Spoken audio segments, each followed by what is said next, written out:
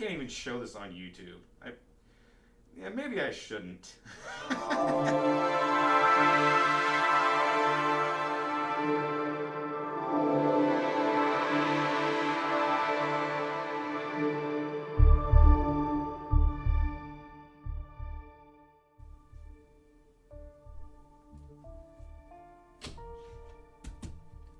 Well, this has been an interesting year. This is actually part 2 of a series I started last year. You're not going to find it on this channel. It is somewhere else out in the YouTube universe if you care to look it up. But don't feel obligated to do so because the output from this year is much better, much more improved, and much more stuff I'm much happier seeing the results of. We'll just say that. Now, if you care to listen to my little preamble before I actually start flipping through the pages, you can keep listening. Otherwise, if you only care about what I've actually drawn, you can skip to the time code. I'll put it like somewhere right here. Editing me, we'll figure that out later. But if you'd like to listen to my whole spiel, well, thank you. Because it's been a journey getting to this point. And let me preface by saying, I am not an artist whatsoever. Nor do I intend to be an artist, either professionally or otherwise. My goal this entire year has just been to improve upon one of many skills that will be handy for video game development purposes. I graduated from a course last year that lasted about 2 years and change, and one of the main takeaways was that you really need to be good at drawing, or at least competent at it. And when I first started the program, I wasn't. I mean, I spent my first 27 years not bothering to draw whatsoever. And in just the past 2 years alone, that switch was flipped on its head because of one class I took regarding character concept art. I never in a million years would have thought that would change my tune about drawing. So, what I wanted to set out to do this year was build upon what I did last year, which was not even a fully finished sketchbook. It was just largely a collection of stuff I did during school, and towards the latter half of the year, I decided to fill in the rest of my sketchbook with just random stuff I could do at work. And the takeaway from that was, I want to learn, and so that's what I did. I just took all the time on my breaks at work and dedicated it to just practicing. I would do a little bit at home, but most of my practice was spent at work. And the title of this video is a bit of a lie, because as it turns out, I finished 2 sketchbooks. And we'll be flipping through both. So this is going to be a bit of a long video. So I hope you're in it for the long run. And, you know, if you find what I'm doing is cool, great. I like, it's very euphoric to help people and not realize you're helping them, because in a way there's a lot of YouTube videos that I've watched that have done the same for me, and sometimes I go out of my way to comment on it, but most of the time it's like, oh, that is nice. That makes me feel better today. I mean, God knows we could use it in this day and age. We need a lot more optimism. So, we'll start with this sketchbook, and then we'll flip through the second one when this one's finished. I don't really have anything else to preface so far. We'll be doing that as we start. So let's get started. So the course started, or excuse me, let me back up a bit. In the first part, I was currently working on a video series by Mike Markowski. He's on YouTube. He had a whole 40 video course for beginning drawing. And at the end of last year, I still had about a dozen lessons or so left. So the first part of the sketchbook is going to be me going through that course. And it's not going to be till February that I think I finished it. But please do give him a check out, especially if you're half interested in learning to draw, or even just to sharpen up your skills. It's not a bad idea to learn. I mean, for me, this has been very therapeutic. I'll just say that. To explain what's going on here, this is one of the lessons. He wanted us to draw, he wanted us to think of drawing feet as drawing cantaloupes, which was very unique to say the least. I'll be honest, it's been about 10 months since I did these, so I don't know if the cantaloupe theory has really set in. But I also have not drawn feet too much. So maybe that will come in handy again later, but as of now I have not had a good reason to use that methodology again. Yeah, this is us just learning to draw feet. And then I don't quite remember what was going on here. Sometimes there's just going to be little doodles here and there whenever I'm bored or I'm just just not paying attention to the video. That does happen sometimes. I wander away from what he ends up talking about. Yeah, you can see more cantaloupes here. And one thing I do like, and I'm trying to get better at everything obviously, but one area that I definitely want to get especially good at is continuous shading. There's multiple ways to shade. Like there's hatching, there's cross hatching, there's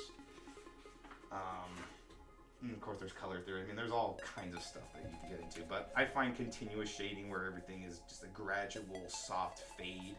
That's my favorite kind of shading, and so you'll be seeing a lot of that in these sketchbooks. This was also part of the course, believe it or not. Just drawing pebbles from the Flintstones. And we have, I think at this point we were learning to draw different types of heads, so like baby heads, adult heads, and then elderly faces. I guess faces would be the appropriate term, not heads. But I guess they're one and the same.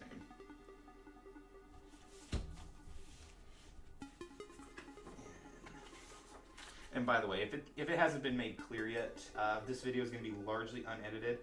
If there is going to be any, well actually, there will be, especially in the next sketchbook, there's going to be digital improvements upon some of the stuff I do here. So I will put them on I will edit them in so I can give context to them. But for the most part, this video is going to be as unedited as possible. And you can see bits of where the kind of shading that I like to do. And we got Simpsons here. I don't remember the name of that character. Looks like my lighting is kind of fighting me here. Hopefully you can still see it in the video. And yeah, you can see here, this is elderly faces. And I think this one is more young adult faces. It's fascinating when you really sit down and think about the different facial structures during the aging process, because it is wrinkles. That's like the main thing, but it's like, where are the wrinkles is where you really start to think about it. Because like if you try to draw someone young and you're thinking you're just drawing lines to indicate parts of the face, you end up accidentally drawing them looking old. It's quite the damn thing to think about. Okay, and this is where we're getting into fabrics and folds, another area that I really want to get especially good at. There's going to be a couple of moments in these sketchbooks where I have to admit not everything in the sketchbook is mine. I did not intend that to happen. This sphere is mine. The shading of it was improved, as it were, by a friend who looked at the sketchbook. There's going to be a couple other instances of that. But he made it look better. And I guess that's all I can say. I think he fixed some areas up here as well. I don't remember. But it's not as evident here, but you can usually tell there's a difference in pencil type when he was doing his thing here. But otherwise, the majority of this is my own doing. I thought that was a hair. Yeah, just like folds and clothing, fabric, all that stuff it's fun, especially when you really sit and look at it. I find myself, even when I go to work, when I'm just standing around at meetings or whatnot, I'll look at other people's clothing, like around their neck, their shoulders or whatever, and you see all the intricate folds. It's like I can't help but notice it now, just seeing how the different shadows work when they get folded in, creased, or like you spread it out, it's all wrinkly. It's fascinating. There's no other way to describe it. And this is getting into glass, which I haven't done much more beyond this, I don't think. So that's a feather. I'm not really sure what the lesson here was. And then sometimes things get flipped upside down. More shirts and folds practice. Oh yes, this guy. One of the more funny things I drew during the course. His head's tiny. I tend to do that a lot. Okay, so here's going to be the first of many things to come. So, explanation here. This is Braixen from Pokemon. She is fused with a character from Danganronpa. Her name is Himiko. This was a project. Let me see. This was Valentine's Day. So this was a project I started technically in December last year, but I did not start taking it seriously until probably when I made this one. But I made out to draw every single Danganronpa character fused with the Pokemon that I felt was most appropriate for them. And it will be at this moment that I'll start putting digitals in one of the corners of the screen to show you what the improved digital version turned out to be. Because I always do them on paper first, and then I make them into a digital version where I fix the mistakes, add color, add shading, which that's a whole other thing with digital. Is I have no idea how to properly shade yet because I've only done it so much. But anyways, this is going to be the first of many. You'll see there's going to be like 50 plus of these guys. Most of them are going to be in the other sketchbook, but there will be a few here. But yeah, I cannot believe I committed to this project. You're going to see a lot more of these things. But this was a fun project. God damn, it took a long time to do all of them. Let me see here. What was this one? Okay, so this is from that, like one of the first movies ever created, like the Voyage to the Moon, I think that's what it's called. It's a French film. He wanted us to draw the major scene from it where the rocket ship lands in the moon's eye. This one, it's a bit faded. I think this is drawing landscapes, and then this is just the baseball player. Some of these are just how much can you draw in like a minute or 5 minutes. That's why some of these look very rudimentary. I think this one's definitely like you have to do it in 2 minutes or 5 minutes or something like that.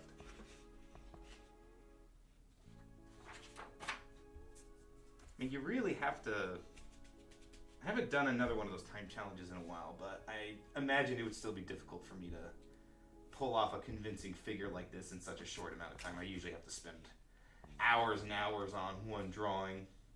As you'll see, there's going to be more of those fusions. You can see there's a major difference quality between 5 minutes and like 5 hours, because sometimes they do take that long. What's going on here? I think that's just a bunch of squiggles. I can't really tell what's going on here. There's definitely foliage and trees and whatnot, but I can't tell what's going on the left page. We'll move on. That's a Joshua tree. I'm a California native, so I know very well what those things look like.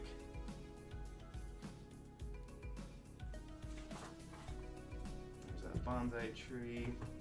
I think this was either backgrounds or perspective, but I think it was backgrounds mostly. So I think perspective was in the last book. This is more Pico. There's going to be a reason why I drew this character here, because I needed a little bit of practice on getting the form correct. Some more backgrounds here. There's okay, I guess that's supposed to be. Oh, you know, this is upside down. It's supposed to look like this. Sometimes I got my sketchbook flipped upside down. Didn't realize it. I believe. Okay, I remember this one because this is one of the last things we did. This is drawing a specific park in Vancouver, because that's where Mike is from. At least at the time of the filming. But he went out to a park and just filmed the park, and then he wanted us to use that as a point of reference to draw from. Okay. Yeah, I think it was about here that we finished the lesson. So you're going to notice a pattern going forward as far as what tends to appear most often in these sketchbooks. And this would also be a good time to, actually, we'll mention that in a little bit. But there's another YouTuber that I started watching after I finished the beginning drawing course, and I also strongly recommend that. But there's going to be a section here where I'll bring him up. For now, you're going to see the beginnings of what I ended up becoming, or rather, just decided to pursue seriously. I believe this is line of action drawings, just going onto the website.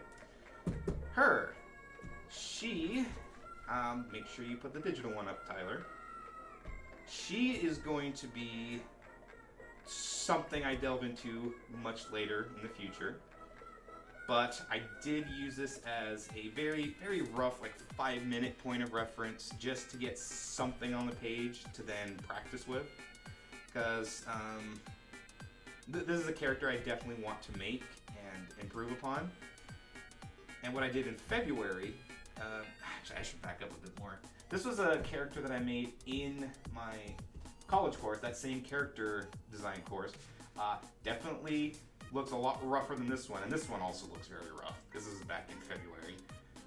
But my main drawing project that I did for February was I wanted to redo her from what I did in college. I look back at that first one, which I'll also show on screen. It definitely looks very rough in her first incarnation. So, I made it a big project for February to turn her and make her a lot better. And so, for the most part, I succeeded, and there's a lot to critique about for that one. And we'll be addressing her again very soon. Probably in February again. Hint, hint. And if you would like to see her in a much better rendition of this, then you should stick around. I am active on Twitter and Blue Sky, possibly more in the future, but those are the two I use mostly. So if you want to see how she looks in a couple months, then you should, because I guarantee she'll look better. Alright, here's another one. So this is Greninja fused with Gundam, and this is where the hamsters come into play. Morpeko, Togedemaru, Dedenne, and I know it's one of the Palms, I just don't remember which one I chose. I probably chose Palmy. So this was number 3 in the Fusion project. The first one is not going to be in the sketchbook. It was from an old one, but the first one I did was Min Xiao mixed with Maki. So I should have her on screen right now. Yeah, the Fusion project was a lot of fun. I can't wait to show you guys the rest of them. I think there's more line of action poses. Yep, line of action, a lot of these. This is pretty standard stuff to practice with boxes or spheres or whatnot. Tell you the truth, I haven't done the box method in quite a while because I've learned other techniques that I do prefer, whether I'm good at them or not. But I mean that's debatable. Speaking of not very good, this was my first attempt at drawing heads, and good lord, I don't remember which month this was. This is probably March. Yeah, I just want you to really soak these in, because if you're feeling bad about how yours looks, well, just take a look at this. This is what to expect. You have no idea what you're doing. I mean, I'm acting like I know what I'm doing now. I don't. At the very least, I'm willing to put myself out there and explain that this is what a beginner / amateur looks like when they're trying to, when they're just starting out. Yeah, and there's evidence of more stuff. Again, you'll see this very soon. Yeah, drawing heads is hard. Don't let anyone tell you otherwise. This is me drawing goat horns. I have specific reasons why I do that. And if you hear explosions in the background, that's because I willingly chose to record this on New Year's Eve. That was a deliberate choice I made, and I stand by it.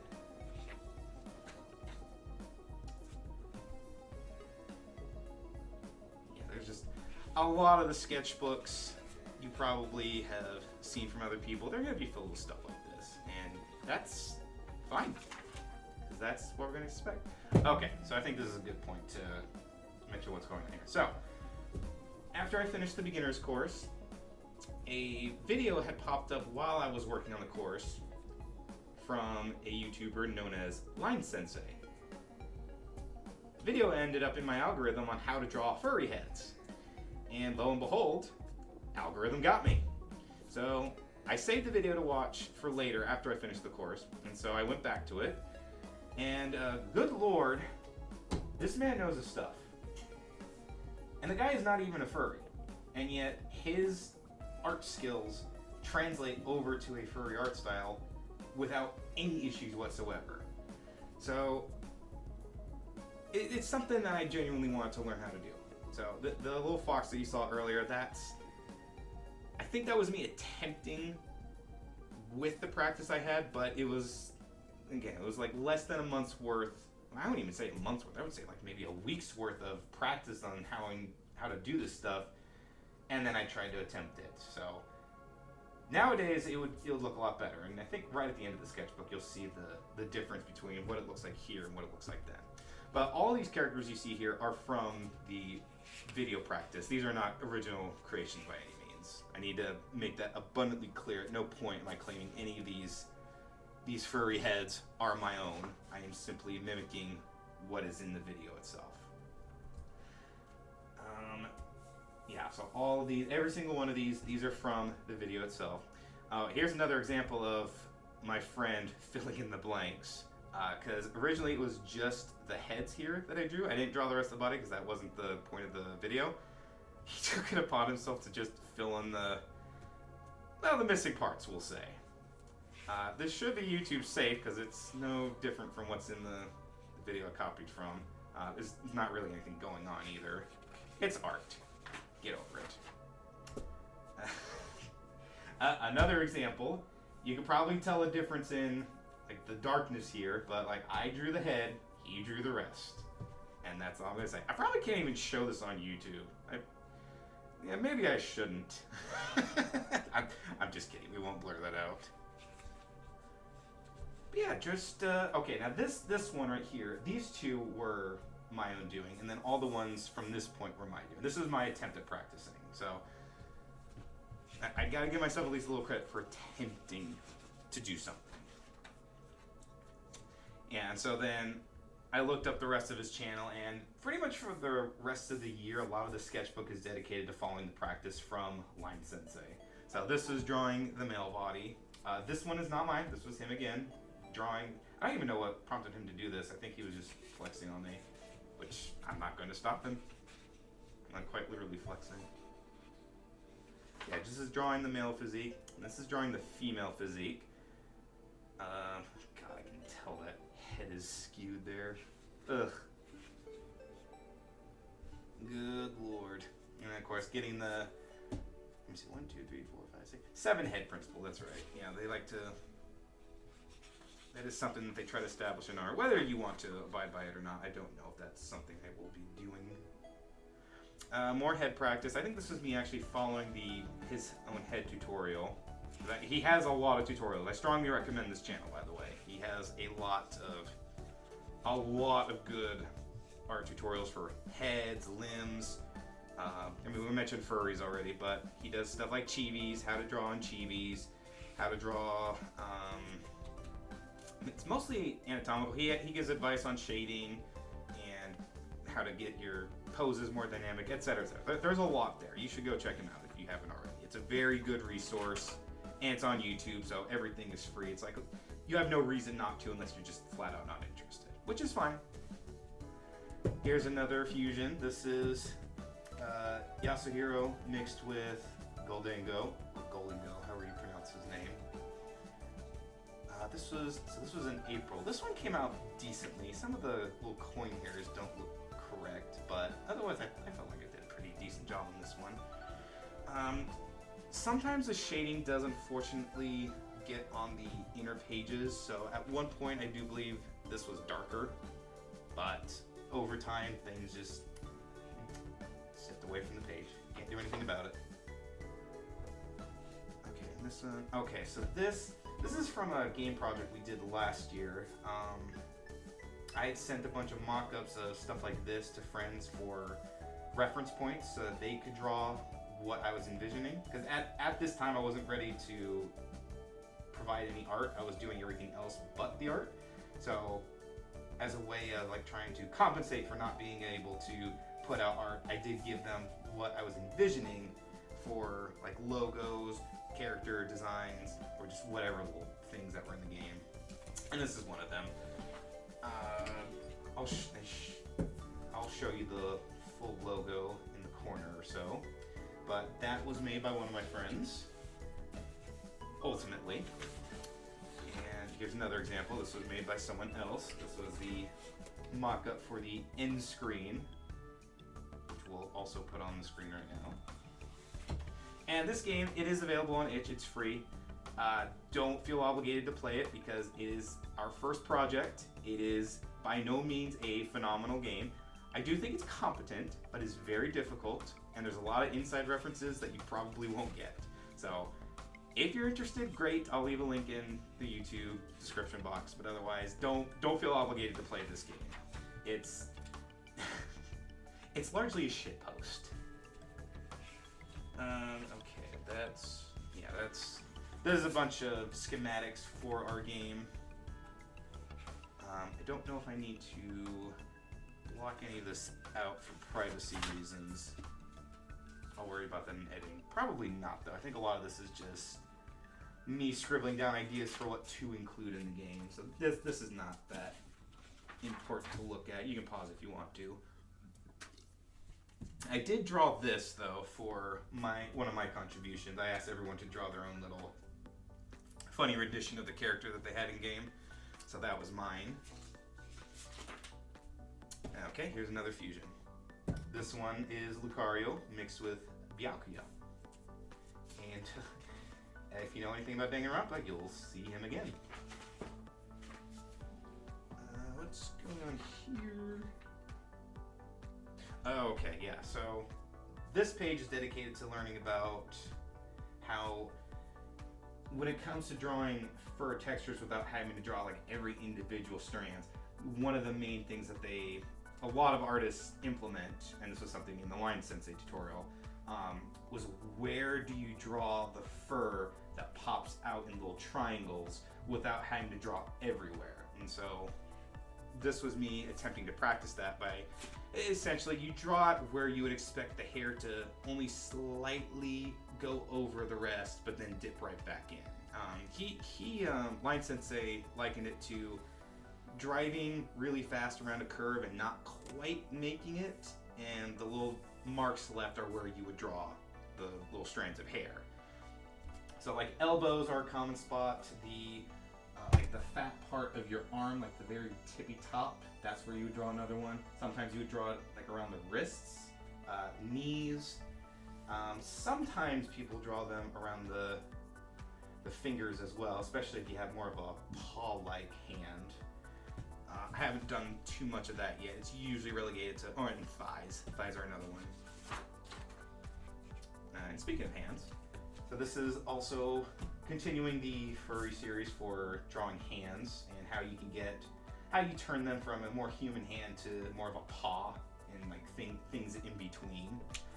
It's very fascinating to see the difference, and it really makes you think, how do you want to stylize your hands? Personally, I'm more of a fan of something akin to this because I want it to look more animal-like versus human-like, but it still should have some semblance of a human hand to, if we're going with anthropomorphic characters, they need to have some relation to humans. And then this is more practice. Again, I can't claim any of this stuff as my own doing. This is me just following the practice in and of itself. But I do like that I was able to really decently copy the hands from the tutorial. Yeah, like these especially, I'm proud that I got these pretty spot on. Because when you really think about it, drawing hands I know is very complicated. But even just trying to follow along, I felt like I did pretty decently. And there's some more here. Unfortunately, the shading from Chinchino over here kind of muddied the drawings here. But that's also That's also why I don't usually draw on these pages anymore if I have something big on one side. So here's another one. This is Chinchino mixed with Chiaki, mostly because the ch in both characters' names just kind of clicked. I do really like how she turned out. She was one of my top 5. She then got booted to number 6, which is still very good. But yeah, I really like how she came out. I think the two mixed very well. Which can't be said about all the fusions you'll see. This is me just getting practice on drawing mountain lions. I just pulled some images from the internet. You know, there's an attempt. Here's another fusion. This is Tinkaton mixed with Angie. I've been getting feedback on all the fusions lately. This one has seen a little bit of scrutiny, mostly because of proportions. And I do agree. Sometimes the characters I chose, I didn't give them human proportions. I stuck with their like Pokemon legs. And fair point, it does look a little odd. If I had the chance to go back, I probably would just go full character size, not give her legs that stubby appearance. Alright, so this is, I think some of these are me trying to practice on my own hand, maybe, or this is probably more tutorials. I believe these hands here are not my doing. That's my friend again. This one might be mine, I think. No, maybe not. I think this is following the tutorial again. Here's another fusion. This is Greedent mixed with Hifumi. One of my least favorites. I mean, the drawing itself came out fine. I just don't like what I made. Sometimes I do wonder if God stays up in heaven because he fears what I've made.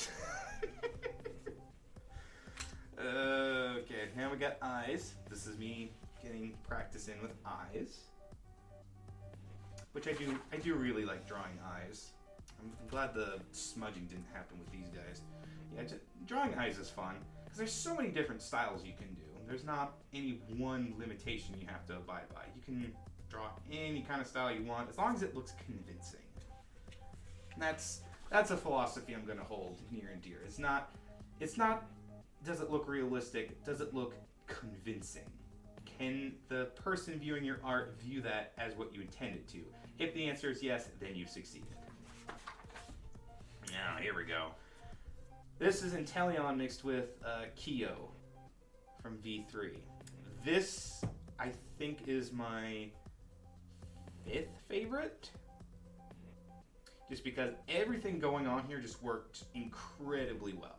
And I was able to get all the little intricate, like, there's a bunch of chains and zippers on him. He wears this, the character himself wears a face mask, not Inteleon, but I realized I have to adapt that to Inteleon's face because he has the protruding snout, like a lot of lizards do. So it's like, how would the mask look over that? And then, of course, the mask itself has a zipper. So there's so much going on here, and I'm very proud of myself for pulling this off. But then also hated myself realizing that I had to go over the same lines for the digital version. So, you win some, you lose some, I guess. Okay, now I think we're getting into legs.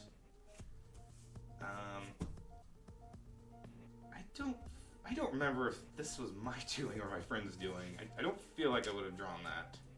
So I'm going to pin the blame on him for that one.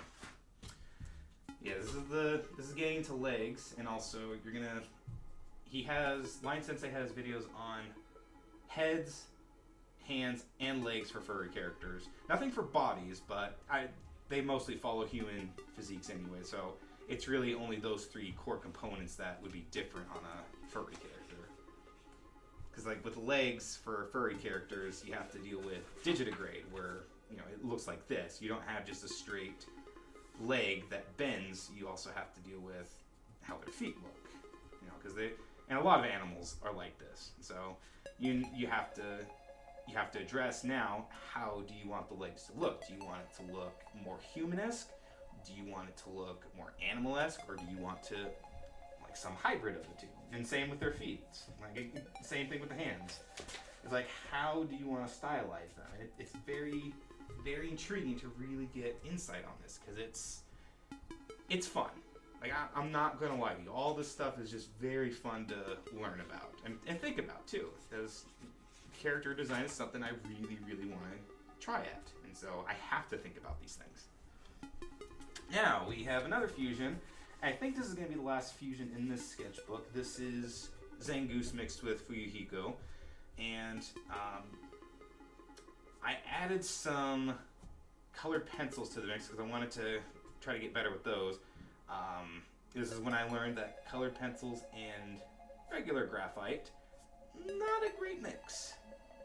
Because it looks very, very gross around the hands and the hair. So I do learn from this in future drawings, and sometimes I don't even bother including color.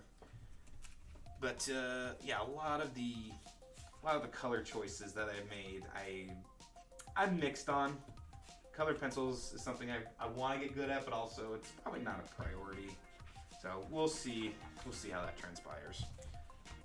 What is going on here? Oh, okay, this is hair. Yeah, this is me giving an attempt at hair. Which I don't have a whole lot to say, because hair just kind of can be whatever you want it to be. But like, if you want to draw hair specific ways, because you could draw every single strand that comes off your head. Do you want to? Probably not. And so you want to simplify it in a way that still reads as hair, and that's like a lot of anime styles are like that. It's very rare to see hair drawn exactly as you would expect it to in real life, because no one wants to sit there and draw every single individual strand, especially if you have differing gradients of hair color in your hair. No one wants to do that for every single drawing they make. And if you do, well, more power to you, I guess. Okay, this is on mouths and lips now. So I cycle through, I think I've cycled through almost all of his tutorials, except the one that he's doing right now, which is I believe he said a 7-part series on basically in-depth body anatomical studies.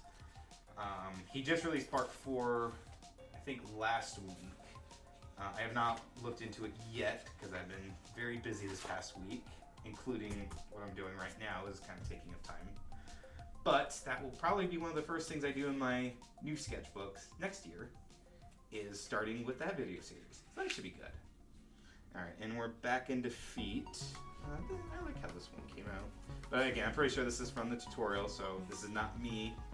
This is me literally just copying what I'm seeing on the screen. And we got more feet here, quite a bit. Yeah, tends to be a lot of practice for feet. Feet are not as complicated as hands, but they are still deceptively difficult to draw. Expressions. This is something I really want to get good at.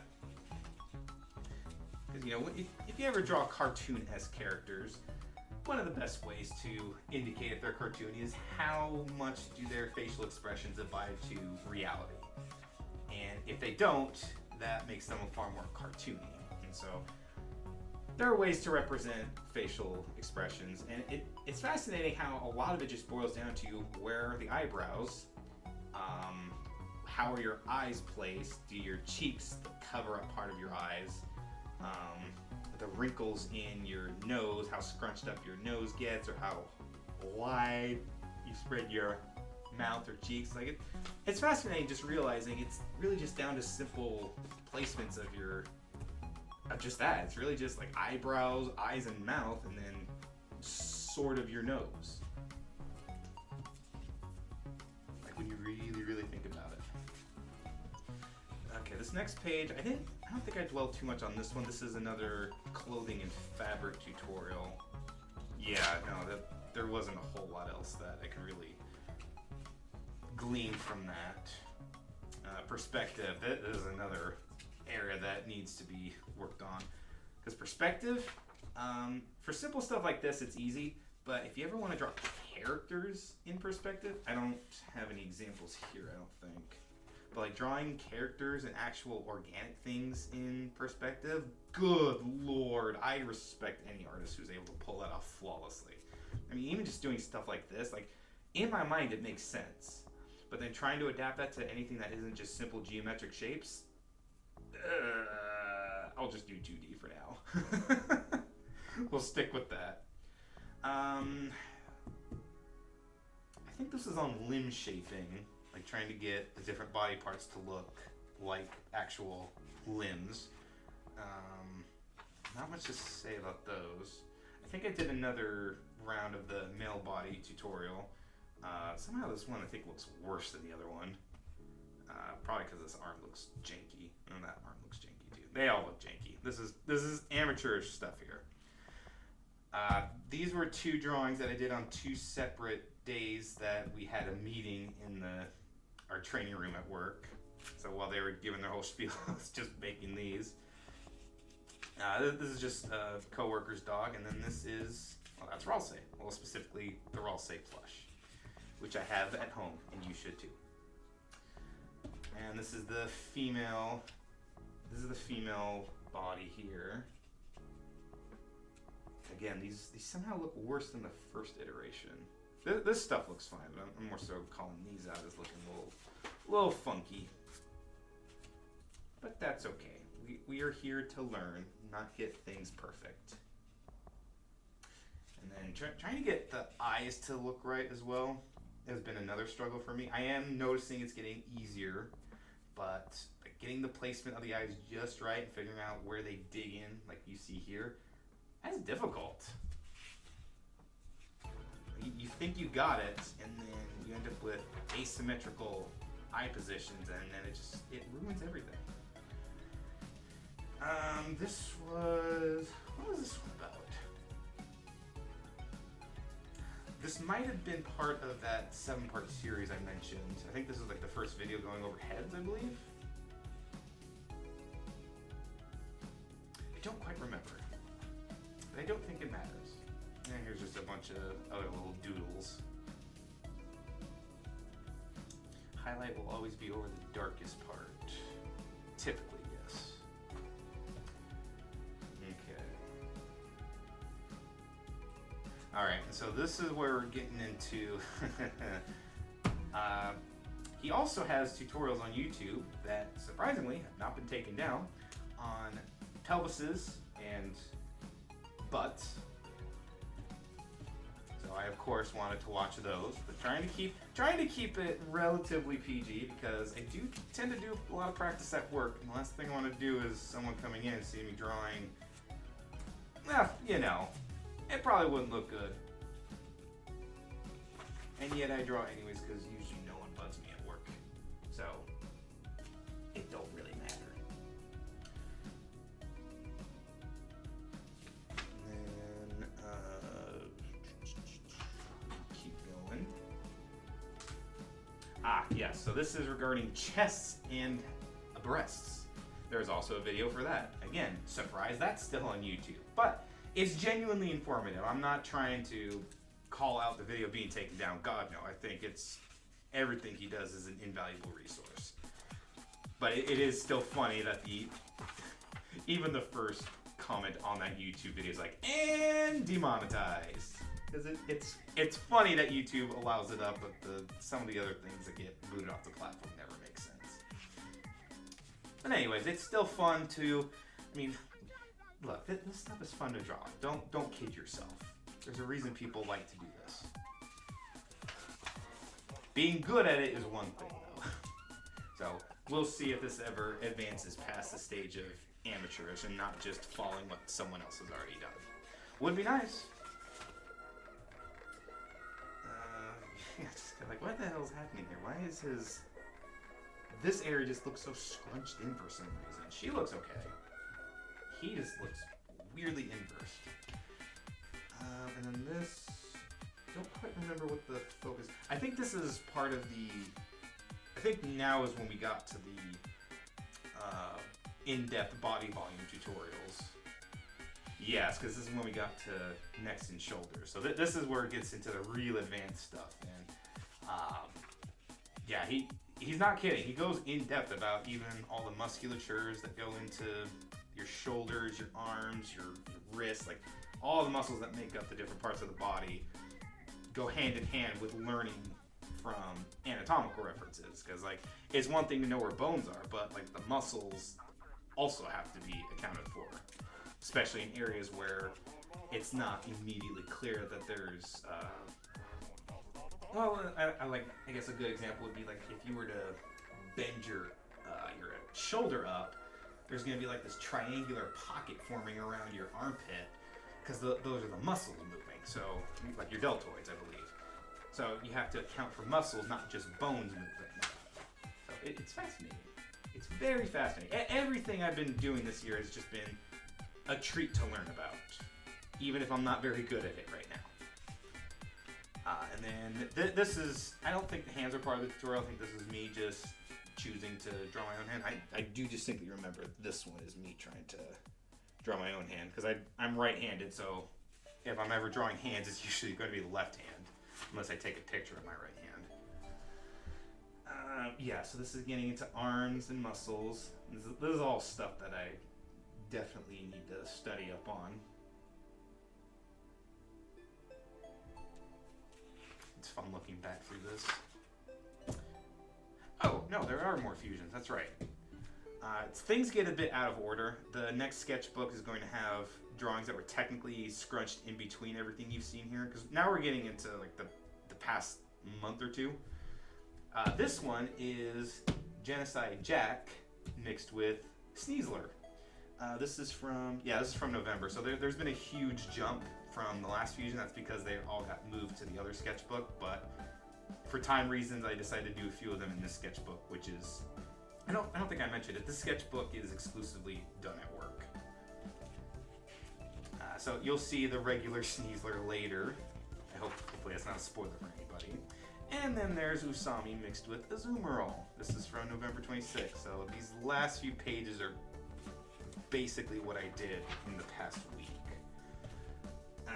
Yeah, so this is just a bunch of eye doodles, because I want to try to establish a difference between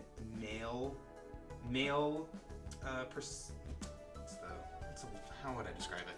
I want to try to make a visual distinction between male eyes and female eyes if that's all you have to go off of is someone's face. Because from a character design perspective, I do find it fascinating how our minds will immediately jump to if someone is male or someone's female based on certain features. Like obviously if they have breasts, they're a woman. That's a given. But like if all you have to go off of is the head and the face, what's a clear distinction you can make between if they're male or female? So this page is dedicated to me like trying to find a key difference that, at least in my mind, I could see is, oh yeah, that would be a female's eyes, that would be a male's eyes. Eventually we'll have it down pat, but it is something I'm going to learn probably years from now. But this, of course, is just me figuring stuff out. Okay, so this is done literally yesterday. I was really trying to push getting this sketchbook out and completed before I made this. So this is the most recent stuff you can possibly get from me. And I hope you can tell the difference between how things look now versus what they did a few pages ago. And I am very content with where things are heading. Because this used to be very difficult for me. It is much easier now. It is still not perfect. By no means is it perfect. And there's a lot that I wish could be better. But compared to what it was months ago, I like seeing the progress here. It is very encouraging. And this is me just trying to set it for a new profile picture. I don't know if that'll be ready by the time this video goes up, but it will be done very soon after. So this is just me getting ideas for what I want to have on my character, just like in general what he would look like. This stuff's fun, man. I'm not gonna mess around. It's fun doing this. Never would I have thought I'd get this much into drawing, and yet here we are. A whole sketchbook is finished. It's like I never would have thought we'd get to this point. And this page is dedicated to all the people who helped work on that game that we talked about a while ago. Literally just did this minutes before I started recording this. If you understand all the memes, great, but it's fine if you don't. And the last page. All done. with that sketchbook anyways, because we still got a second one to go through. But if you're still here, you'll be happy to know that this sketchbook's probably going to be a lot faster to go through, and the content here is a lot better, in my opinion. So, I guess we'll get started. Okay, so I may have lied. I did have to cut there just briefly because the camera battery was going to die on me. So, this is sketchbook number 2.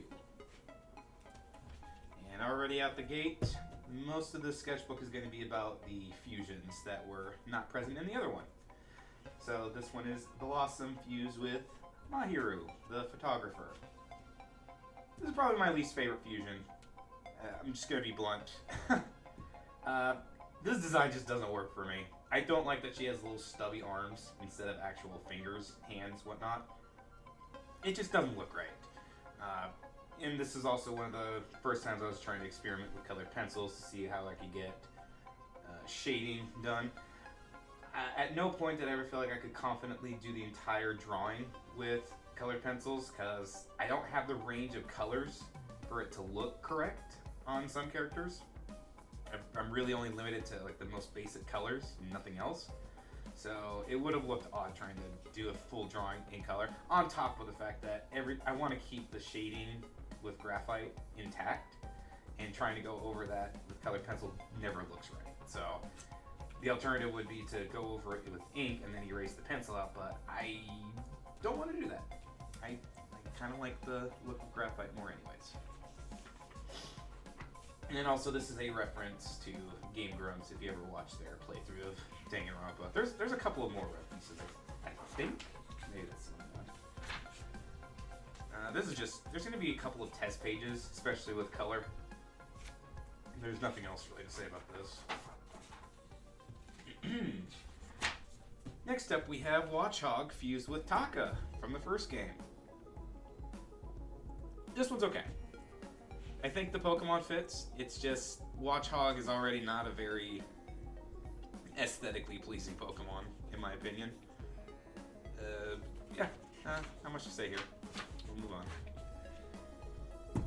So it did more mountain lion studies for something that will pop up later. I won't explain it now. That you'll see what that is. This is Curlia mixed with Chihiro, also from the first game. I had to change up her hair for the digital because I realized when I made this I was only going off of Curlia's hair, and what I gave her for the digital version I think looks more in line with Chihiro versus Curlia. Because the idea is for it to be a blend of the two, but I also want both characters to shine through, not just one. And in my opinion, all that shines through here is just Curlia. I mean, Chihiro already doesn't have a very striking outfit to begin with, but this just makes it even. It just looks like Curly who's already looking like she's in a dress, even more in a dress. Well, excuse me. More mountain lion stuff. This time I pulled references from Anthro mountain lions. The artist name should be here. Yeah, they're left. Yes, yeah. All the artist names for who I referenced here are there. These are not my original drawings. I cannot take credit for them. I merely copied them for study purposes. This is Rillaboom mixed with Gonta. The head didn't quite come out correctly. I didn't catch that until I fixed it on the digital. But that's okay. That's why we do 2 versions. So I can finally show this. So, I can also show off these. So, my usual material for working with pencil and paper, I like to use the brand Faber-Castell, and it's faded. But anyways, that's the brand I use. And I found these bags at SakuraCon up here in Seattle. There's an artist by the name Star Salts. She has a ton of designs like this for Pokemon and otherwise, but I care more about the Pokemon ones. And I bought one at SakuraCon, and I liked it so much that I bought 3 more because I really like these bags. They're just they speak to me. What can I say? So I highly recommend them for pencil cases. The artist is Star Salts. Make sure you go to their website. There was a bit of a issue with Etsy.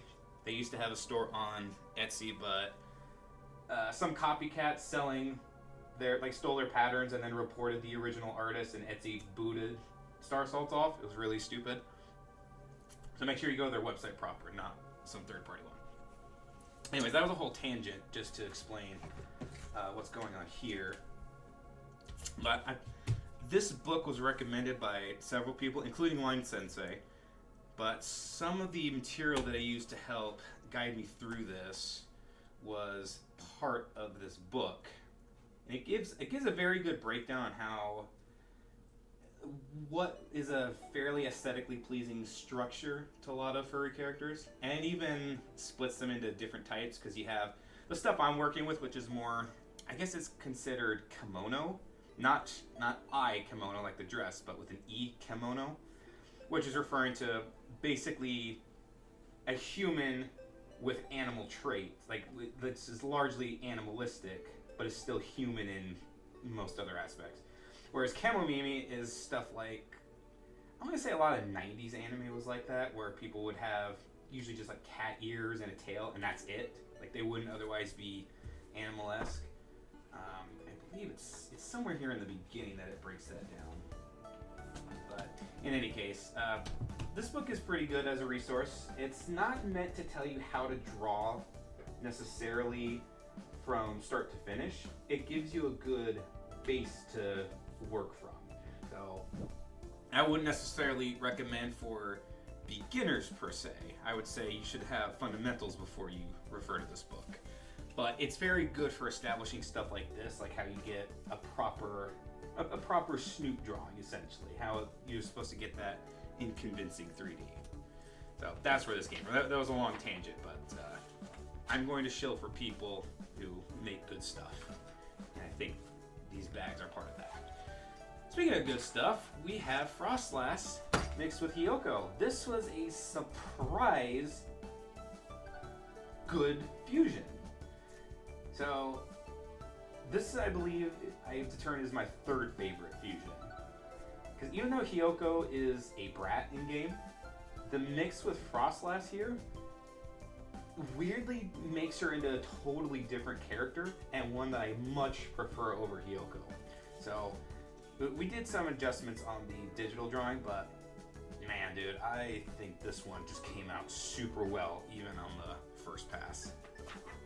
Good stuff. And here's another one. This is Mawile mixed with Celeste.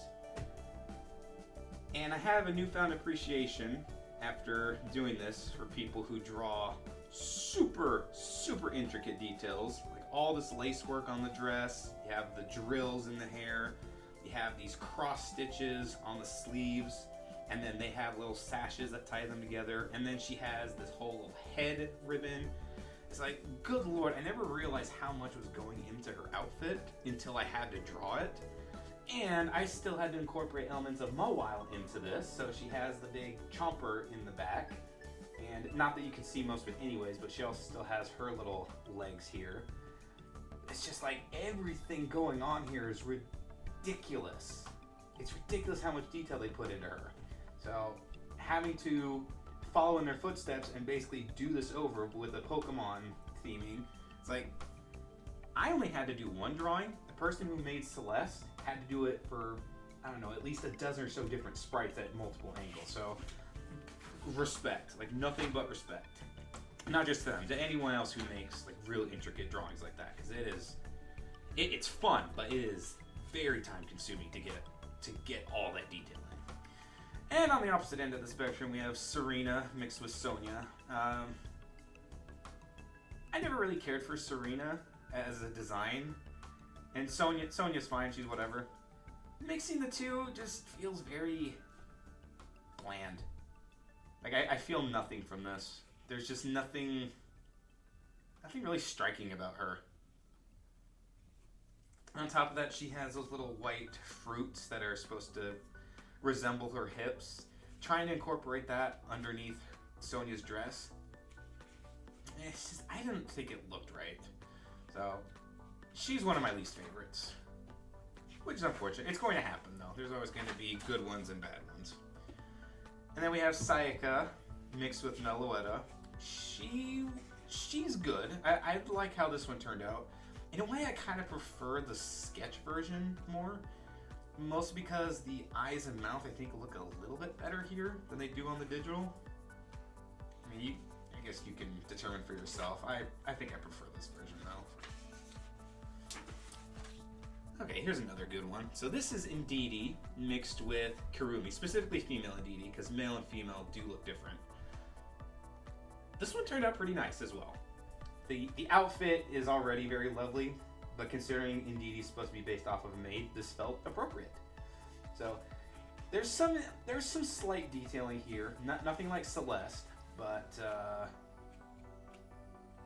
in a way I almost prefer this one over Celeste, just because there's some detail, but not so much that I feel like I'm spending hours and hours just trying to get the outfit to look exact. This one was much more reasonable, so I like this one. This one turned out great.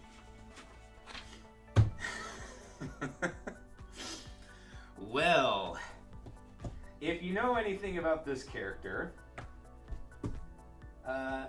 Slurpuff was my choice for Teru Teru, and I will say the decision to make the finger look like that was not intentional. The intention was just to look like it had like frosting on it. And once I leaned back after drawing the shape, I kind of realized what I inadvertently made and decided we'll just roll with it. And so this has become one of the more infamous fusions I've made because not many people like it. It's kind of an abomination. And I love it. Even my little signature here is questioning what I brought into this world. Yeah. Okay, so all those mountain lions we made earlier. So this was a family member of mine whose birthday was in August. So I took it upon myself to surprise her with her own, we'll call it fursona, I guess. But I needed practice. It was her birthday. I didn't have anything else planned for her, so I thought I would surprise drop this on her. And for a first real attempt at it, I think it turned out pretty decently. She was very surprised by it, to say the least. But she's grown to like it a lot, even if it's just for the joke of it. So I would say that's a success. And I told her next birthday we'll make this even better. And I look forward to it. Oh, and speaking of doing things for other people, a coworker had reached out and wanted me to draw their dog as a Pokemon of my choice.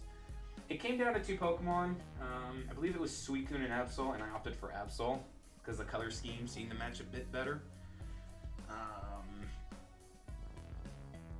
Not much else to say here. I think I did a pretty decent job.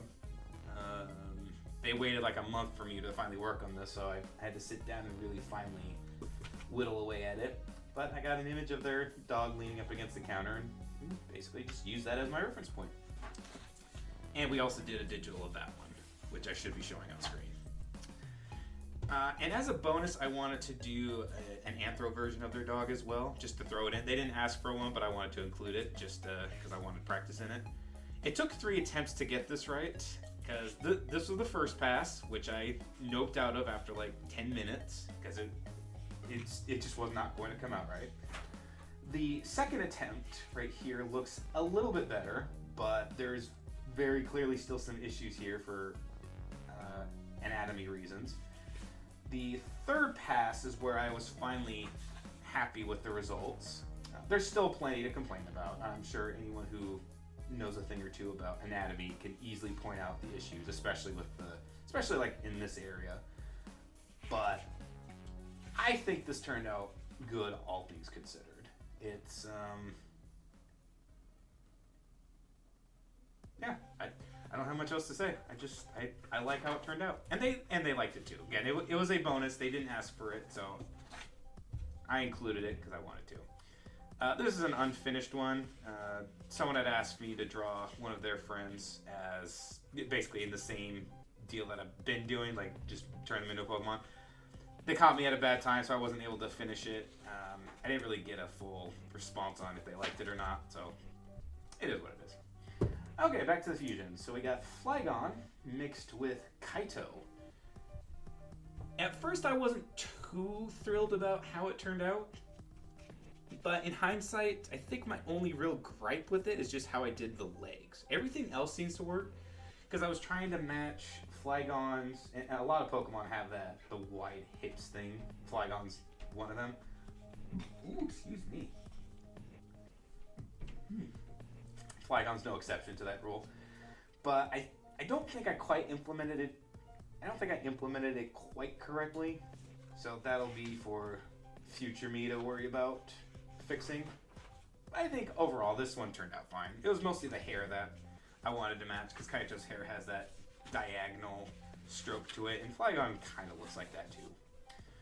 Then we have Weavile mixed with Kokichi. This one I think looks pretty decent. The personalities match pretty well. Kokichi is, well, a little shithead, and so is Weavile, if you've ever played Pokemon competitively. That bastard is annoying.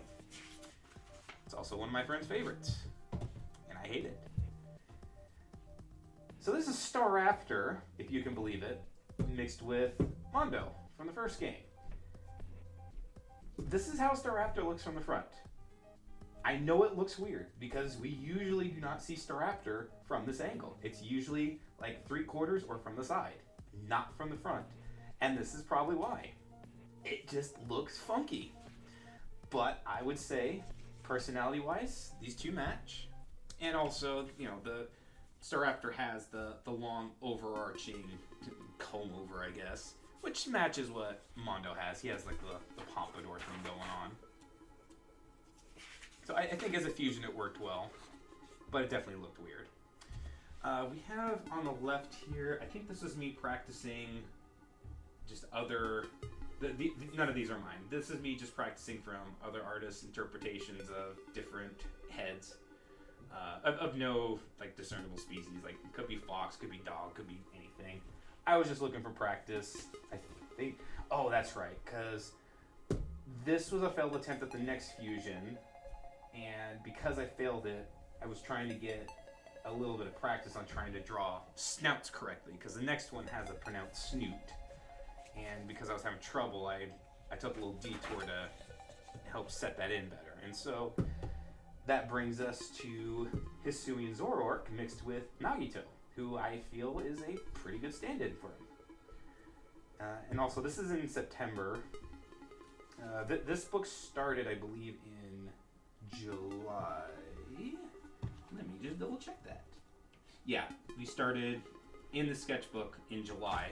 So this is September, just to give you an idea of how far things have progressed. I like this one. Some people said this is one of their personal favorites. It's not. It's in the middle for me. I neither hate nor love it. It's in the middle. Okay, so here's regular Sneasler. Her head, I didn't realize it at the time. Her head's way too tiny here. So that got fixed in the digital version.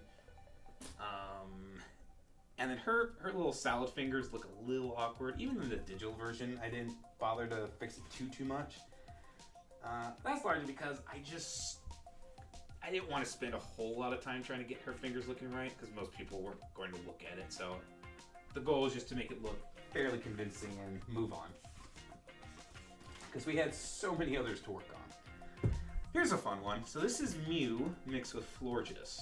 This was a tricky one, just because of how much I had to throw onto her. She has the big poofy head. She has her outfit with all these little steampunk, I don't know what you would call these. I want to say garter belts, but I don't think that's quite the term.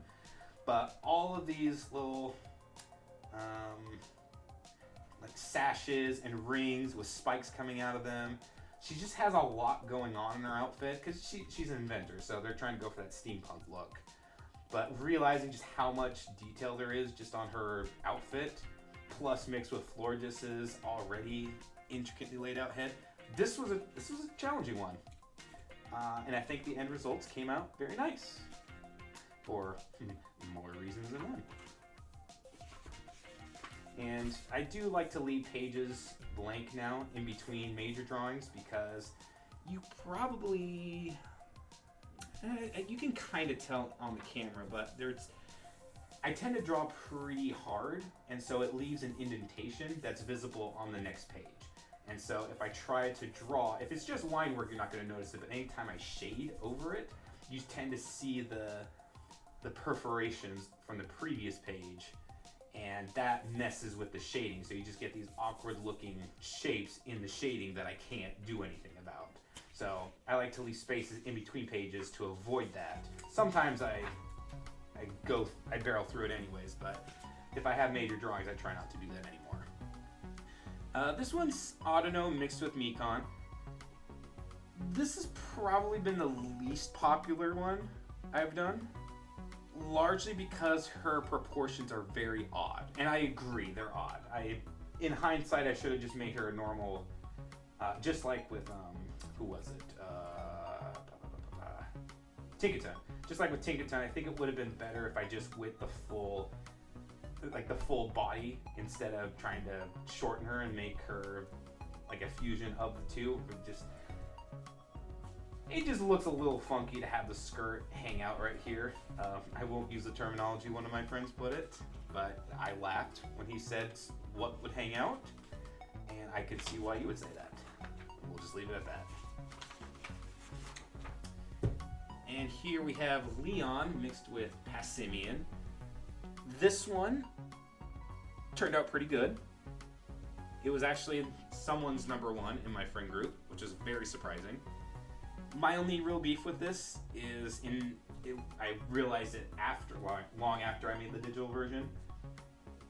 His head is out of proportion, and there is a huge asymmetrical issue if you were to flip this image horizontally.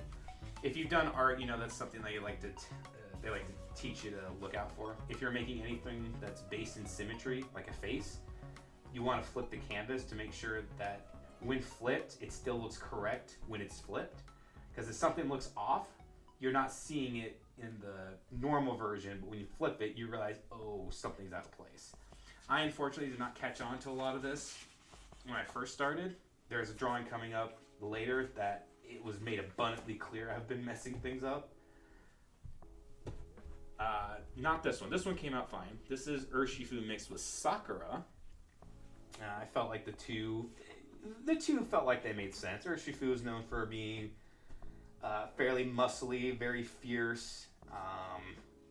I think it can be male or female. I don't have an Urshifu on any team, so I've never personally dealt with Urshifu. I have dealt with it enough online though, and God, people use it way too much. I'm annoyed by it more than I probably should be. But for this fusion, it worked pretty great. I think the two blended pretty well. Then we have Obstagoon mixed with Kazuichi.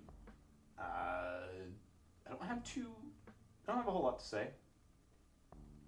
It was largely the pose with Kazuichi sticking out his tongue, and that kind of prompted me to go, oh yeah, Obstagoon does that too. Let's go with that. And they got Obstagoon kind of has the shark teeth, not to the extent that Kazuichi does.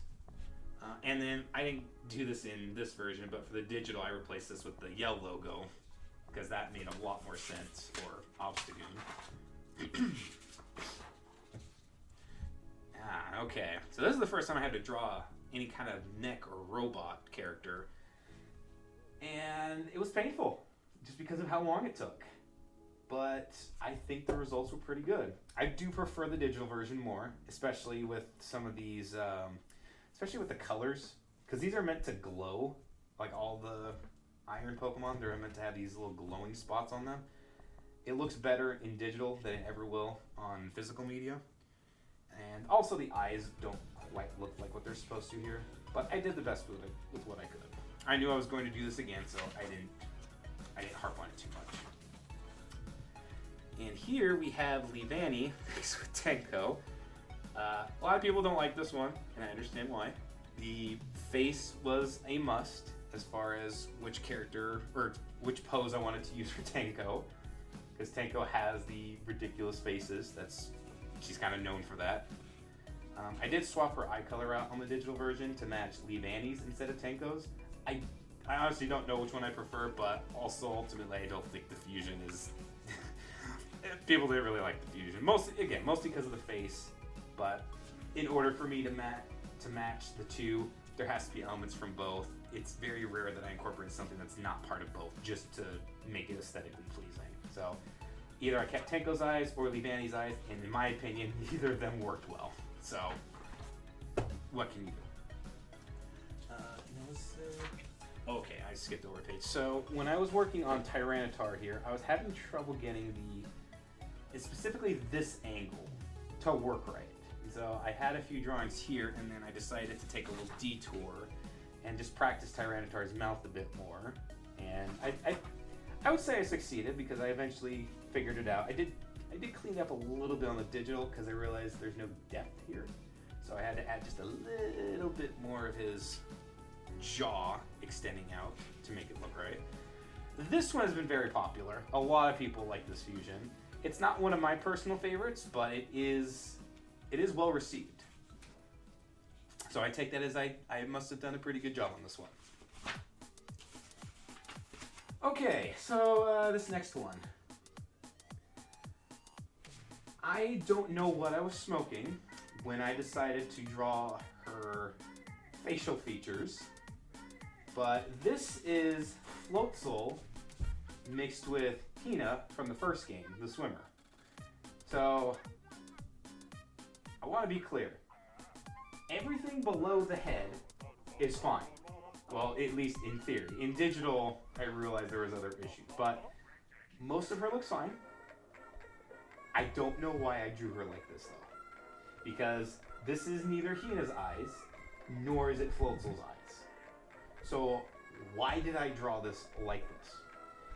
And she has been one of the most problematic fixes I've had to deal with for these character designs, because I ended up spending an entire day's worth of time just trying to get her face to look right. And what I opted for on the digital version is not ideal, but it's a lot better than this. But while I was working on the digital version, and you might be able to tell in the camera here, her head, and really her whole body, but especially her head, is not symmetrical. And so part of why I was having so many issues trying to recreate this digitally is because her facial features were not lining up properly. And it was also affecting the rest of the body. And in truth, her entire posture is actually slightly tilted.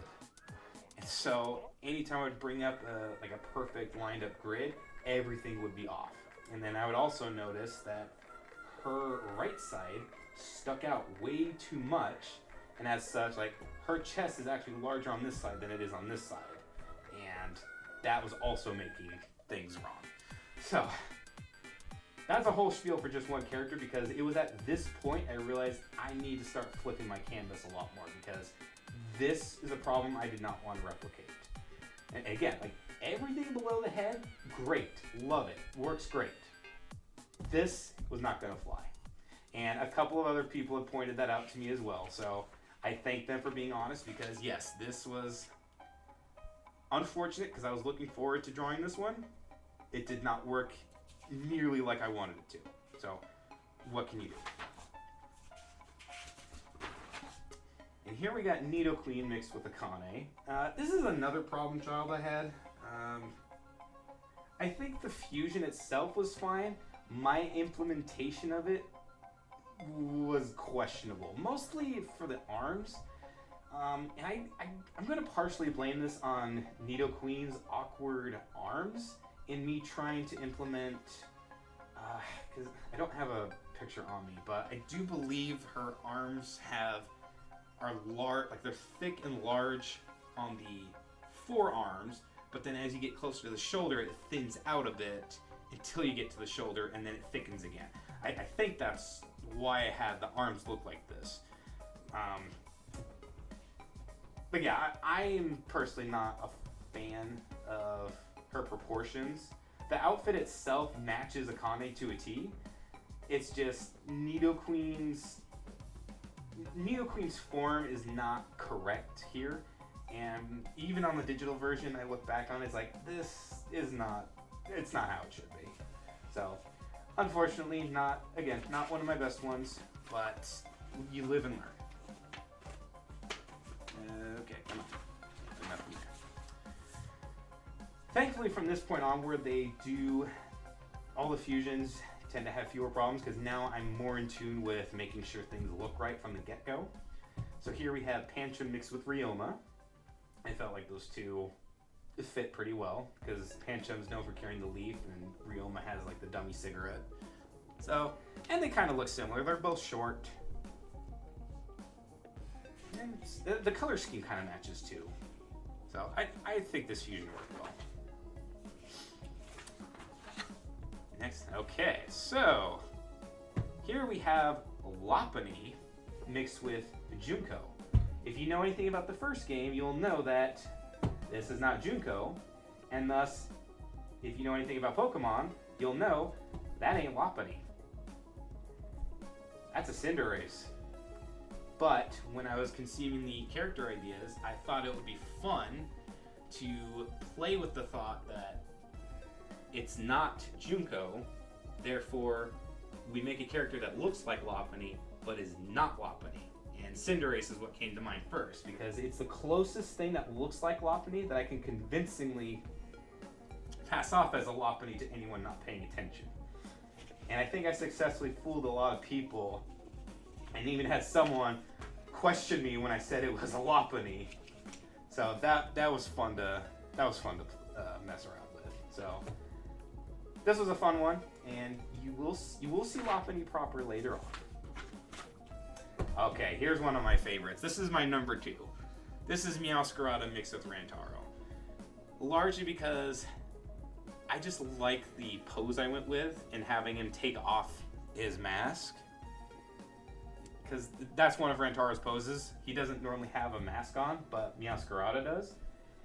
And a lot of people have different interpretations of how Meowscarada is supposed to look with the mask off. Sometimes it's just a large Sprigatito face with the mask covering it. And some people have different interpretations. So I wanted to do my own, mixed with Rantaro, of course. And I like how it came out. And of course, getting the shirt design was also pretty fun.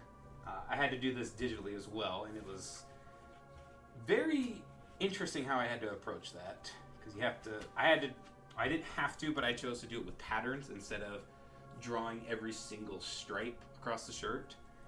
And I would take the bucket tool, fill it with a pattern, and then click the area where the stripes are supposed to go. And then if they have to go in a certain direction, I would just rotate I would rotate before I clicked it to point in a certain direction. You click it, and then it fills in that area with the lines pointing in the direction you want. So you just rinse and repeat until it looks right. And again, I could do every individual line, but it's not going to look right. So I chose that route because it was easier and looks better. And of course, we have Gardevoir mixed with Kyoko. Gardevoir is going to appear here no matter what. It was an inevitability. And I chose Kyoko because Kyoko's a well-established character in Danganronpa. And considering she's a detective, well, detectives tend to be good at figuring things out, figuring out puzzles, as it were.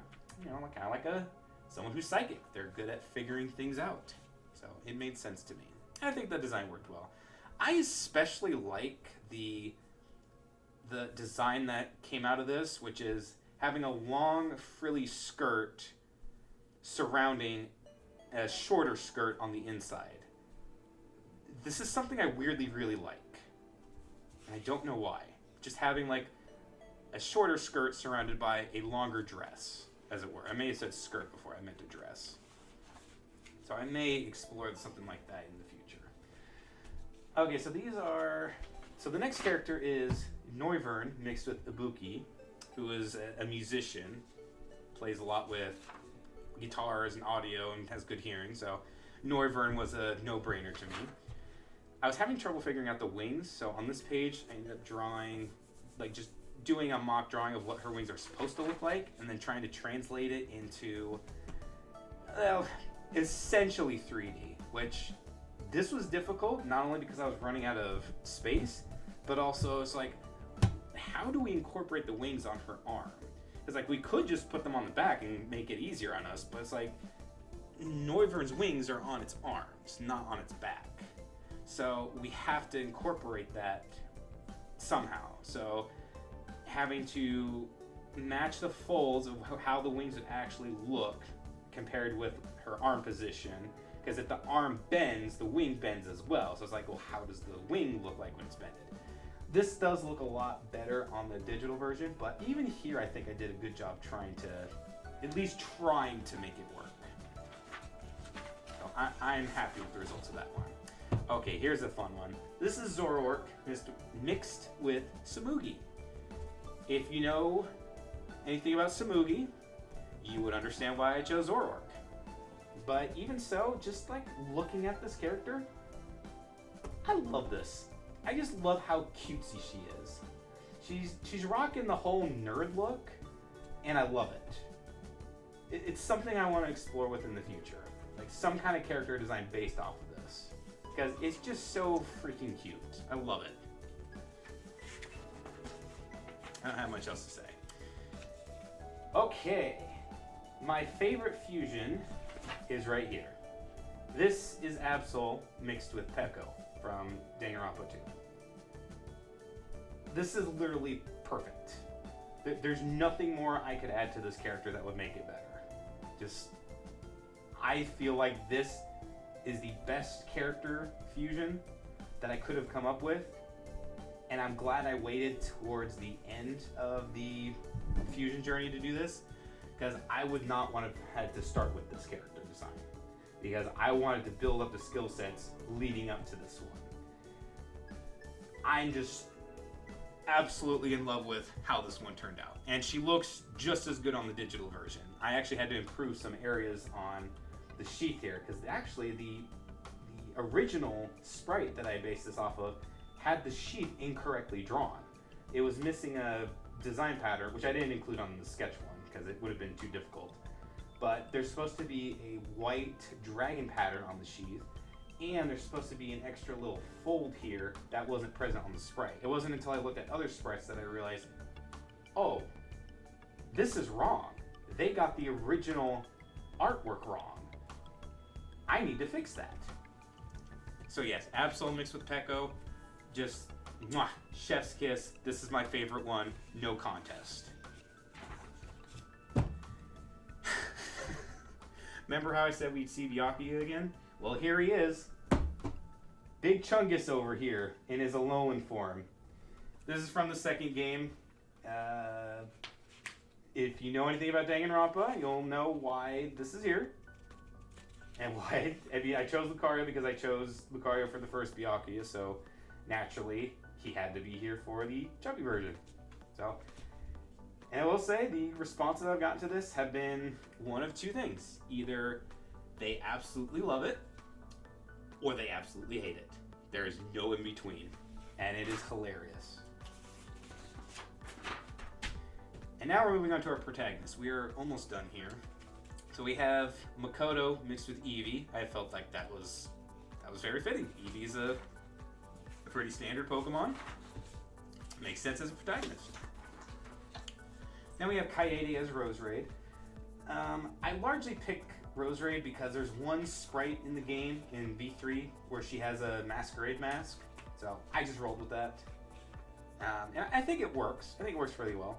Roserade's not known for music, but musicians are known to have like little corsages on their wrists, or not even musicians, really just anyone who's like looking very appropriate or formal, or probably even in masquerades they wear floral designs like this. So I felt like even if it's not quite accurate to Kaede, it works in my opinion. Then we have Shuichi. This one was okay. The digital version looks a lot better than this because here his neck is out of alignment. It's supposed to be more to the left, and also he's supposed to be squishing down on his fur, not it propping his head up. But this fusion was fine. Just not my personal favorite whatsoever. Definitely toward the bottom. Hajime with Sylvali is a weird one, but I chose it for lore reasons, because Sylvali is meant to be like some amalgamation from like human science, like kind of like how Mewtwo is the byproduct of human experimentation. Sylvali is kind of the same deal, but so is Hajime. Because Hajime's whole ordeal is that his brain was essentially loaded with every single talent known to man, and as such, he's literally good at everything, and thus, it's kind of the same deal with Sylvali, or not Sylvali, but type Null. Hajime is meant to be sort of the evolution of Izuru, and so Sylvali is, you know, the evolution of that. So Izuru is type Null, and Hajime is Sylvali. And we have Mechamaru, because I felt like we needed just a couple of bonuses in Mechamaru, as well as Genocide Jack. They fit the bill. I think I did a pretty good job on this one. This is November, so we're getting very close to recent stuff here. And because I chose Tyranitar for Mechamaru, it made sense that I had to do Iron Thorns for the robot version. So that was planned a long time ago. And then we have the Mono Cubs, which I have mixed feelings on. I think the only one that I really truly like is Monophony and Stuffle mixed together. The rest of them just look whatever.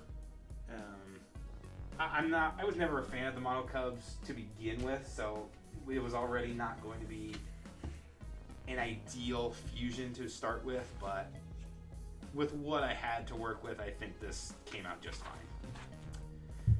Then we have Spinda mixed with Monokuma. I was running out of bears, so the only real bear that I could work with left was Spinda.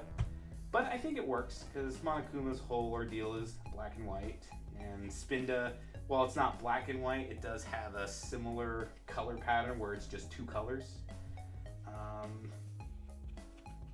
I think if this is all I made, I think this would work, but because Spinda in color does not have this contrasting style to it, I don't think it looks as good in color. It looks fine here.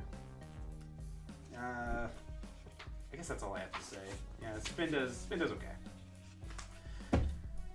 And the only character I had left to work with in this fusion project was the Ultimate Despair herself. And because this was the finale, I decided to go all out for this one. And so I made 7 different poses for her, all based on her sprites in the game. And I ended up doing all these sketches while I was on vacation earlier this month, and I worked on the digitals when I got back, and I finished the last one just a few days ago. So this is as recent as you can get for digital stuff, and I am very, very happy with how all of these turned out, because this is the culmination of everything I've been working up to this point. And so I needed to prove that there's been progress made in my artistic abilities. And so trying to get all this intricate line work done and getting the shading done everywhere, just like this was a test. And because this was the first time I was drawing the same character multiple times, it was also a good test in consistency. Like, do the proportions match up with every pose? I later realized no. So I had to fix that in the digital versions. For example, you look at her forehead here, and you look at her forehead here, there's a little bit of a contrast. But you can especially tell the contrast here. It looks like you have more forehead here than you do on this one. So I had to make a lot of fixes for that on the digital versions. But even still, like, the sketches themselves look pretty damn good, in my opinion. So I think I did a great job. And then I think you can tell in the video where a lot of these indentations are. So I decided to skip a couple extra pages here. And right here is the last pose I chose for Lopunny mixed with Junko. And this is the first time I wanted to do the entire the entire sprite of Junko, because every character up to this point, with a couple of exceptions, I only usually do up to like their thighs upward, because trying to draw the full body like scrunches the character and I don't get to add as much detail. But for the final, very last image, I wanted to actually do a full drawing of everything. And so that's how this image got born. And because I had a little bit of time left over in between everything, I decided to do the Ultra Despair Girl characters as well. I didn't do full renditions of them, I just did like quick sketches of the most noteworthy characters from Ultra Despair Girls. I like how most of these came out. I think the Eevee that you just saw was probably the most good looking one, but that's also the one I spent the most time on. But even like the little brats from Ultra Despair Girls, I think I fused them pretty well with other Pokemon. And I believe that concludes our second sketchbook. So, that is 2 sketchbooks in the span of 1 year. And god damn it, I am proud of myself for doing this. That's 2 full sketchbooks. I had bought 2, not thinking I was going to fill even one of them up. So I'm just happy with myself. I'm happy with the progress I've been making. I can't lie to you. And let me just say this to anyone who decided to stick around to the end of the video. I came at this from an angle of accepting I'm probably not going to be that good at art. And so going on this drawing journey with just on a hunch that, well, we'll see where this takes us. Let's start with just drawing Pokemon straight from a Pokemon guidebook. Then that evolved into me like actually watching videos, practice, tutorials, stuff like that. And now it's evolved into me trying to take those skills and apply it to something that could be beneficial for me in my game development journey. And now it's slowly evolving into the next phase, which is properly making characters from scratch, not having to rely on existing material. So the journey itself has been very fun, but it's also taken a long time to get to this point. I mean, we're at the end of year 2 of this journey, and as you can tell, there's still a lot I could be learning. Like, the learning is not going to stop anytime soon. But I want your takeaway from this in case you're worried about your art. I titled this video for a reason. If you're worried that your art is not looking great, it's probably because you're rushing things, or you're concerned that people aren't going to like it. And I'm willing to put my cringy stuff out there for the world to see, because plenty of people share that same mindset where they don't want to put their stuff out because they're embarrassed by it, or people are going to frown upon them for posting it, things of that nature. I would say at worst, what you can expect from posting your art is that people just don't say anything. And sometimes it hurts, I get it. Sometimes even when I post stuff to my friends groups and it's just crickets, like, yeah, it can hurt, but at the same time, you're not going to get anywhere if you don't share your work with anybody. Because you gotta if you want people to look at your art, you have to give them something to look at. And if you're too embarrassed by it, then no one's ever gonna see your work ever. So you gotta get comfortable about sharing your stuff. Just like how I just did. I went through 2 full sketchbooks, and believe me, some of the early stuff from this year, I'm cringing a little bit just right here and now. And it's only been maybe 5-6 months since some of that stuff. But I want you to understand, this is a journey. You will eventually get to a point where you make stuff you are genuinely proud of and want to share with people. But that doesn't mean that up until that point, you have to hide everything. I don't think you should. I think any work you make that you're happy about making, send it to your friends, send it to your family, post it on the internet, post it to Twitter, post it to your Discord channels, post it wherever people will look at it. Because the worst thing someone can do is say nothing. But literally anybody telling you your work looks great, or even just like someone hearting it, that's going to do so much more for you in the long run than worrying about what a total internet stranger says about your work. It's just not worth hiding yourself from getting your artwork out into the world. I mean, and it's not just drawing. It could be anything you do. It could be animation. It could be crafting. It could be cooking. It could be 3D modeling or your own games. Like, don't be afraid to put stuff out there because you're worried someone won't like it. The people are weird. They're fickle. There's always going to be someone that doesn't like your work, and you can't change that.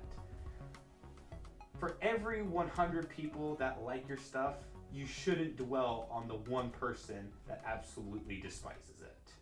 They are not worth your time or your energy, and definitely not worth hiding your work over. So, even if what you take away from me showing this is that you want to practice more, I felt like I've done my job then.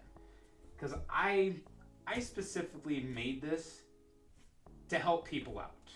Not because I want them to necessarily copy everything I've done. I think there's plenty of alternative methods you can use to learn. Don't just rely on my current path I'm taking. I'm almost 30 years old and I'm only just now getting started on this journey. If you're younger than me, you should be starting now. Like, if you want to take this seriously, start now. Because I'm a very late bloomer and I'm enjoying the journey. So I won't have as much time as some of you who are a lot younger than me. So please, just don't wait. Just do it. Like, it's a new year. Let this be on your list of things to do. And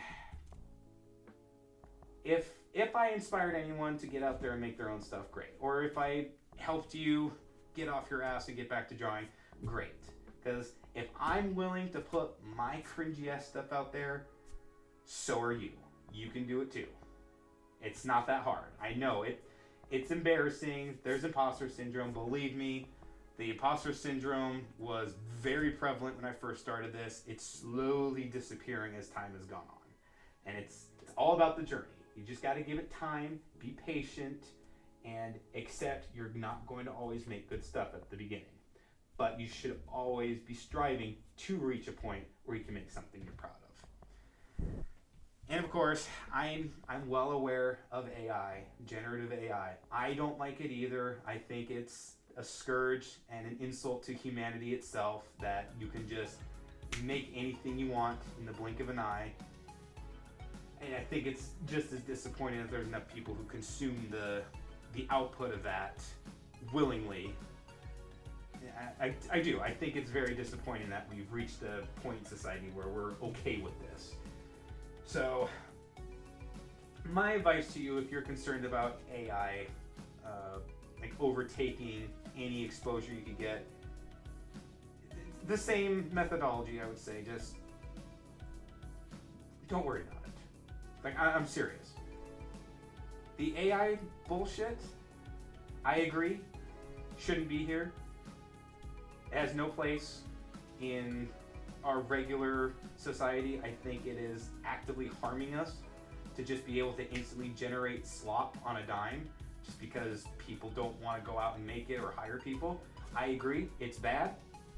It is not worth your mental energy to waste on arguing with people who are trying to bring you down to their level of also trying to like bring AI up to the levels it does not deserve to be at. Don't let them bring you down to your level, because you, the artist, are 100,000% going to be better off in the future than you will be than someone who's trying to generate shit for free.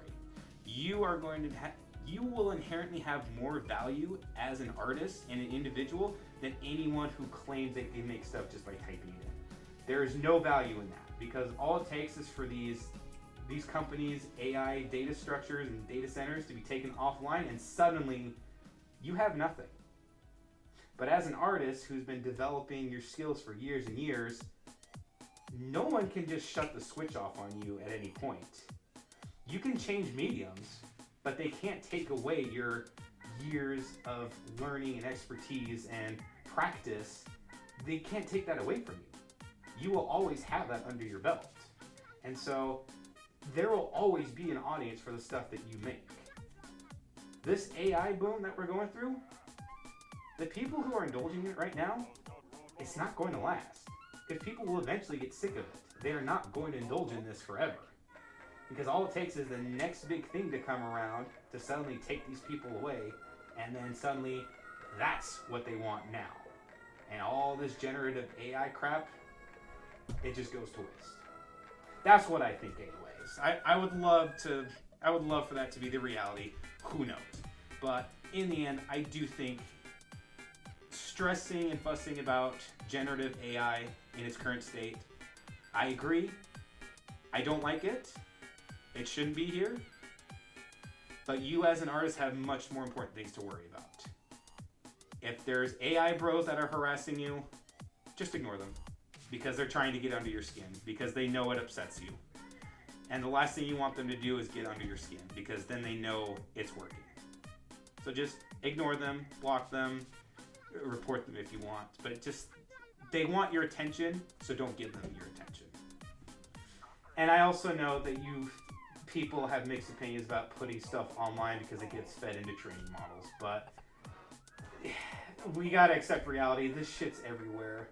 So it's either you don't put your stuff out on the internet, or you do and you just accept that people can use it as training data. And I think as much as it's a shitty outcome, you're better off putting your stuff out on the internet so that other people can see what you make versus never putting anything out on the internet and thus nobody sees it online.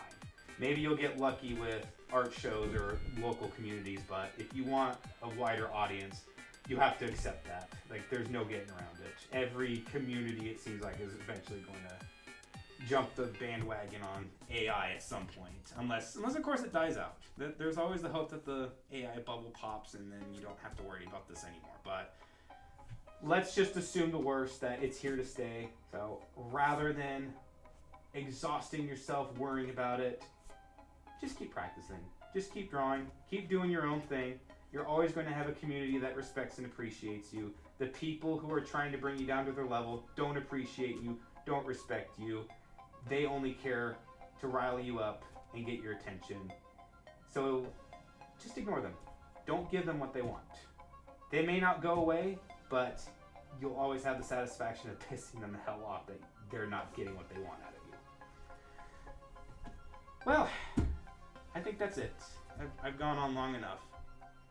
If you stuck around to the very end of this, thank you. It means a lot that you would watch the entirety of this video, because I know it's long. And I look forward to doing this again next year with a new set of sketchbooks. One of them is going to be slightly larger, and we'll be keeping it at home so that we have a bit more room to draw.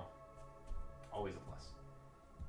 And if you do want to follow me on my journey that I'm on, I am available, of course, here on YouTube. This channel will be sticking around. I am available on Twitter and Blue Sky, and I might be available on other websites in the future, but as of now, that's all I am currently active on. So I will have art like this, what you've seen here. There will be game development, which includes programming and 3D modeling, and hopefully animation. I haven't done it yet, but that will be on the docket. 3D animation specifically. And maybe music. I don't know yet if that's an area I will delve into. But really just assume anything that goes into game development, I want to have my hands in. Because that's the journey we're on right now, and I am enjoying the heck out of it. So thank you again for watching, and I hope this video uplifted your day. And if not, well, go draw. Because it's helped me. I'm sure it'll help you.